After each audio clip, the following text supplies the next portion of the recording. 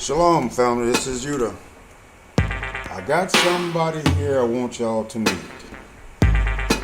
He's a classic example of what I mean when I tell y'all, careful who you listen to. This picture you see here is him and his wife. Now my question is, he's calling himself a teacher. He's got a following of 61 subscribers, and they seem to all support him on his views of the Holy Creator's Torah. So here he is, him and his wife, which is the reason I believe he's struggling with accepting the truth in the Torah. He has a problem with what the scripture says about interracial marriage. So I assume he's just putting down everything about the scriptures. So I'm going to let y'all hear out of his own mouth what he teaches. And I don't think I have to point out anything in particular because all of you guys are very well educated. So you should be able to spot his confusion along with his lives. So let's start with his first, well, not his first video, but one of his videos. The Bible is a slave manual. Let's listen to what he says. I'm back in a little video. More slave quotes from this holy Bible. Ain't nothing holy about this damn Bible. This Bible is satanic and wicked. What type of God condones a slave being beat to death and then dying? And then not gonna hold that slave master accountable. All right, let me show you what he's talking about. Clearly he's confused and he has absolutely no understanding. He said there's nothing holy about the Torah. Leviticus chapter 19 and verse 1. Verse 20 requires the Creator's emphasis on being holy. The word for holy is Hebrew kadash, which means to be sanctified, consecrated, and dedicated, or to be separated from the world or worldliness. Not only did the Creator command the Israelites to be holy, but in these two chapters he gave specific examples of things they could do in their daily lives to obey this commandment. Each of these specific practices helped to remind the Israelites to separate themselves from the world and its ungodly practices. He says there's nothing holy about this book. Leviticus 19:1. The Creator said to Moses, "Speak to the entire assembly of Israel and say to them, be holy, because I, the Creator, your Father, am holy." To me, that says it all. And he asked about what kind of God would approve the killing of a slave and go unpunished. Well, if you did his study and research, he would understand the difference between the transatlantic slave trade and the original slave when the slaves were under the Jews, us. We were not to treat them the way that we were treated in the transatlantic slave trade. Now, listen to what it says. Of the nations that are round about you, of them, the nations, shall ye buy bondmen and bondwomen. Moreover, of the children of the strangers that do sojourn among you, of them may ye buy, and of their families that are with you, which they have begotten in your land, and they may be your possessions. That's in Leviticus chapter 25, verse 44 to 45. What is happening here is that we're talking about the era when the Jews had Gentiles for slaves. And we were were commanded to treat them a certain way. And yes, we were permitted to beat them with a rod of correction. Not something that would kill them. But listen to what it says. Leviticus 25 and verse 44. Your male and female slaves are to come from the nations around you. From them you may buy slaves. You may also buy some of the temporary residents living among you and members of their clans born in your country, and they will become your property. You can bequeath or you can give them to your children as inherited property. We're still talking about Gentiles, and can make them slaves for life. We're talking about Jew masters over Gentile slaves. But you must not rule over your fellow Israelites ruthlessly. So even an Israelite could subject himself into what was considered slavery by all terms and reasons. This simply meant if, for example, an Israelite fell short on his finances and he couldn't provide for his family, he could sell himself to another Israelite to be able to provide for his family. That usually lasts 6 months. After that, he was to be released, or after a year, he was to be released. So it wasn't the same type of slavery as it was in the transatlantic slave trade, and it's not the same as it was when we had slaves under us. He don't get that. He don't know there's a difference. He says, the 4th verse says, and if a man smites his slave with a rod, and he dies under his hand, he shall surely be punished. Now, this means that if a Jew slave master accidentally killed a Gentile slave, he would be punished by death. But if that slave, notwithstanding, continues a day or two, in fact, if he lived for a day or two and became okay, then that Jew master shall not be punished. He did not get that. Why? Because he don't know what he's talking about. For he is his money. And I always state that written Torah is a coded system for the Jew only to develop their legal system. It is not meant for bedtime reading for Gentiles. In Jewish law, this verse reads as follows. A slave in the Torah, now listen, watch this. A slave in the Torah, unless stated differently, is a Gentile slave for a Jewish master. As a Jewish slave master who is a 100% Jew, all laws of the Jews apply to him. Unlike the commonly accepted treatment of slaves, where they are treated as animals, lacking basic rights, in Judaism, a Gentile slave willingly sells himself, his work, for a certain number of years. This slave is treated as any man and has rights and responsibilities. According to the Torah, if the master, the Jew, kills his slave, the master is capitally punished, killed by a Jewish court. Verse 20 should read, he shall surely be capitally punished. The Jewish law states that if a Jew inquires or injures another man, he pays damages. If he just injures him, he pays for the damages, but he's not punished. Same with a slave. If he recovers and does not die, the Jew, which is the slave master, is not capitally punished. Why? Because the Gentiles was given to the Jews as property or slaves, for he is his money.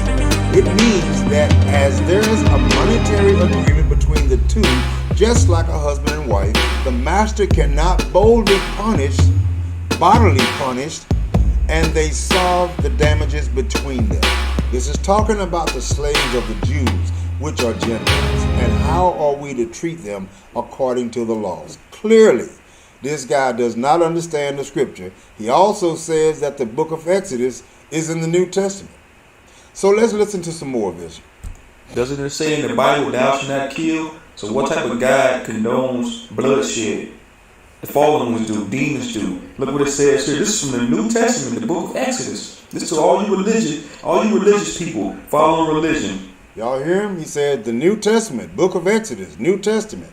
And I'm not dissing nobody. If you want to follow religion, that's on you. I'm just here to get this truth out. That's all I'm doing. Look what it says here, though. If a man beats his male or female slave with a club, and the slave dies as a result, the owner must be punished. But if the slave recovers within a day or two, the owner shall not be punished, since the slave is his property.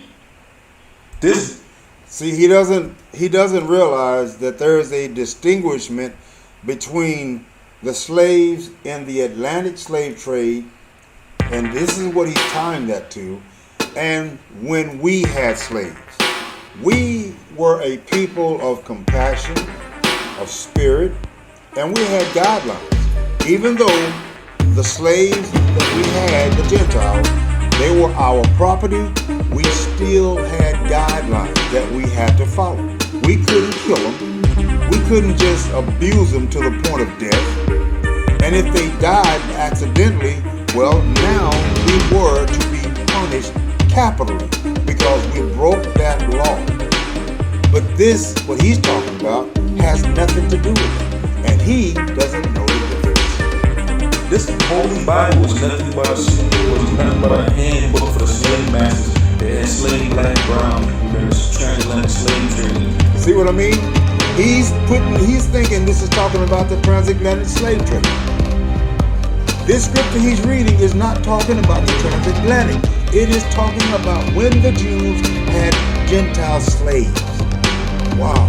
This is why you need to be very careful who you listen to. This guy's got 61 subscribers, and he's responsible for all 61. And he's got 9 thumbs up. 9 thumbs up. 9 thumbs up. Wow. They had to justify it. Some of these slave masters knew this shit wasn't right.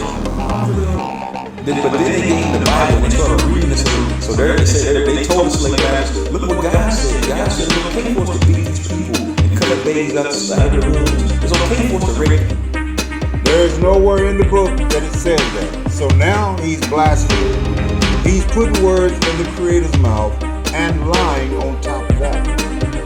This guy, man, I don't know. I see a lot of people like this. Now, it's not my normal to go after other people's channels. That's not what I do. And y'all see, I don't do that. But when this kind of thing, I stumble across something like this, I got to put him on blast because he's supposedly representing us. And this, what he's saying, this is not us. Clearly, he needs to be brought down. These people and burned alive. If you beat them to death, God said it's okay. If they die, you won't be held accountable. Now, I talked to this guy, and I asked him to show me where the Creator said that it was okay to do that. And he never responded because, you know why? Because he can't find it. The only thing he could give me is what he's already read, which I just explained has nothing to do with what he thinks. But in the same breath, the same God, the same fallen angel, sit there and say, thou shalt not kill. Doesn't that sound like that's hypocritical? That sounds like hypocrisy to me. Don't that sound like that to you? But these religious brothers, these ordained ministers, these Hebrew Israelites, these Mormons, these Catholic priests will say, I assume he doesn't consider himself a Hebrew Israelite, so he said that was himself. No, the guy, that's the old guy. He's not like that anymore. Didn't he say in the fucking book that he never changes? It's the same Lucifer, it's the same satanic God, the same wicked, demonic ass God that's been in his Bible. So if he's claiming that our Creator is demonic, then who is he praying to and why is he teaching? The only purpose and point that I could see that would make any sense at all is that he's attempting to pull people away from the scriptures. But if you do, where do you go? I mean, is it worth the risk to fly solo without a creator and just hope you land in the right place? It kind of seems like that's what this guy's doing. From the ancient days, still in rulership right now. Still in rulership, and you got people bowing down, worshiping this same wicked motherfucking God. They will say some shit like this. They will put it in a book. If you beat your slave, if they die, it's okay. Nothing. Clearly, he's ignorant. So let's move on. Let's go to another one of his videos, and let's see. I think it's this one right here.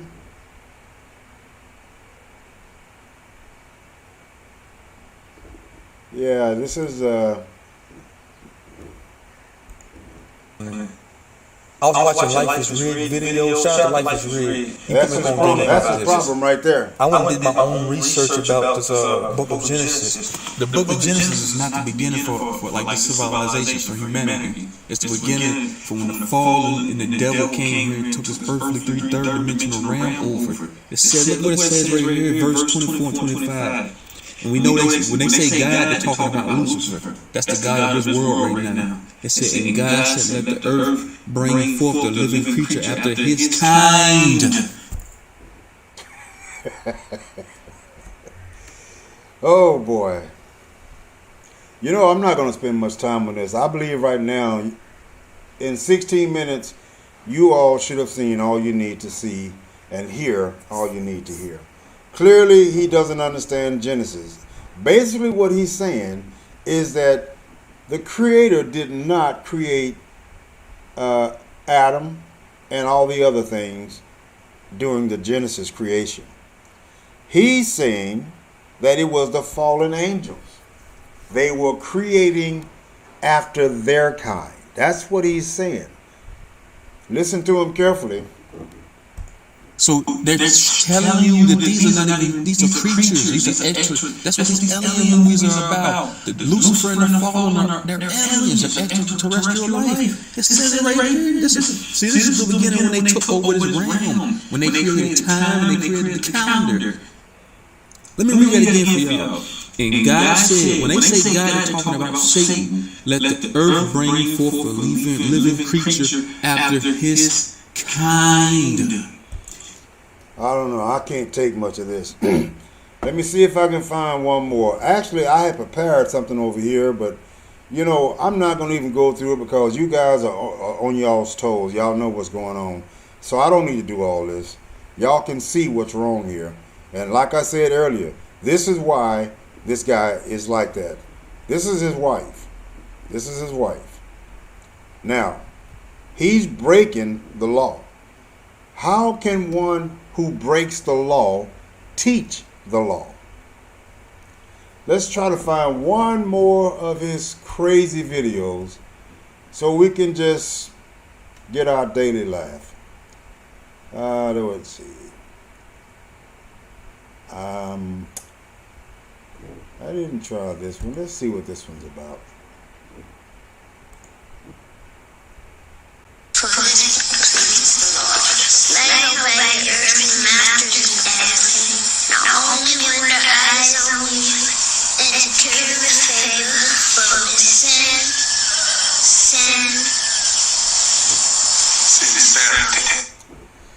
Well, I don't know about y'all, but I had enough. And like I said, this is not my style. I don't go after people. I let them do what they want to do. That's up to them. The only time I respond to them is if they reach out to me. If they don't reach out to me, I mind my own business. But this one, I couldn't resist. This guy is lunatic. He's off all 8 cylinders. He's not firing on one cylinder at all. And he's the kind of guy, and I know from experience and from somebody else that's had dealings with him, he's the kind of guy that will plaster your face all over YouTube and just spread hearsay. No evidence, no proof. He just says what he thinks. He has nothing scripturally to back it up. He has nothing to prove his claim. And as y'all heard, he says that when we call on the Creator in the Bible, we're calling on Lucifer. Wow. Well, I can tell you this much. As much of the scripture as me and my wife has studied, I do not believe Lucifer would command for his people to do righteous.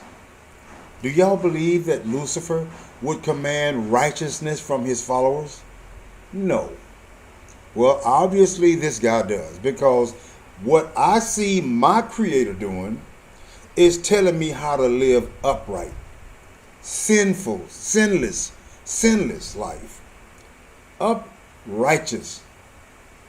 He's not told me one time to do something that will be considered sin. So where is this guy getting his information from? Right here. This is what's feeding his ego and his faith. This right here. The very thing that he's not supposed to be with.